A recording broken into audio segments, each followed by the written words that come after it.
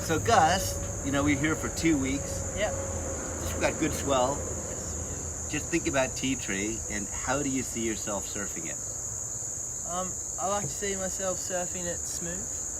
I love to surf smoothly, and it's quite easy to do on a longer board of such compared to a shorter board, because I find with a shorter board you want to do more things, like just doing crazy stuff that looks cool and it works, but I like to surf smoothly, which is the way I like to do things, and I find it's easier to do on a longer board.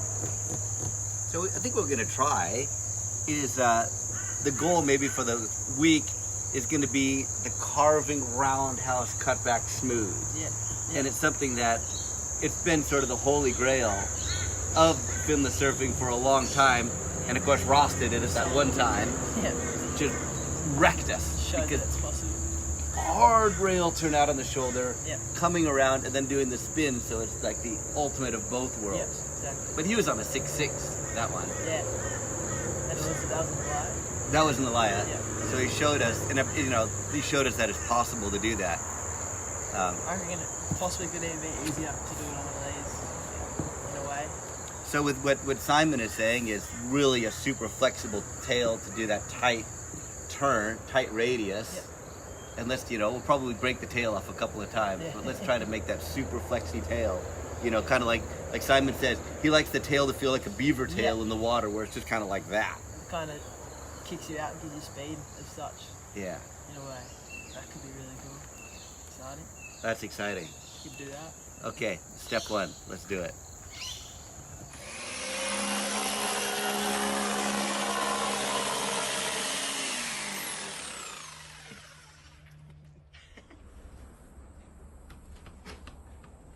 How's it look, Gus? So good. Last night we talked about a board that's rigid in the front half and very, very flexy in the back half. Here it is. Yeah. 9 hours later from this morning. Let's give it a go. Sounds.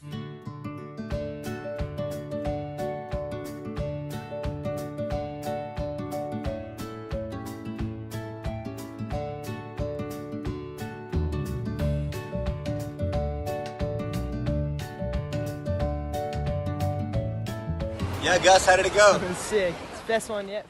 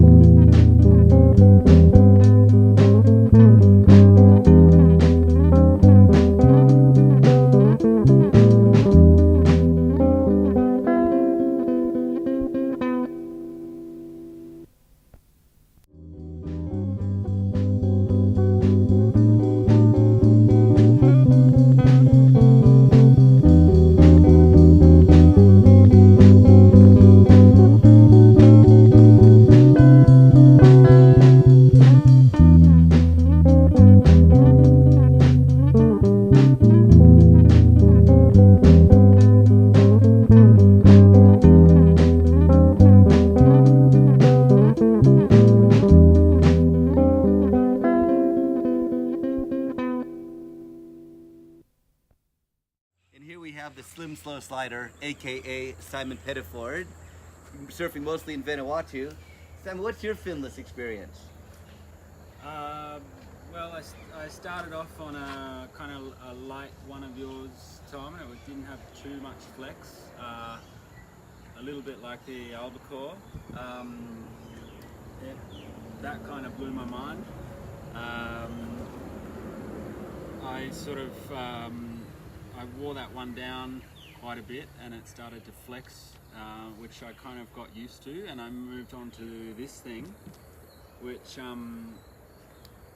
I still wanted a bit more flex in it. It still felt quite stiff, so I sanded the bottom down here and kind of got the flex that I wanted.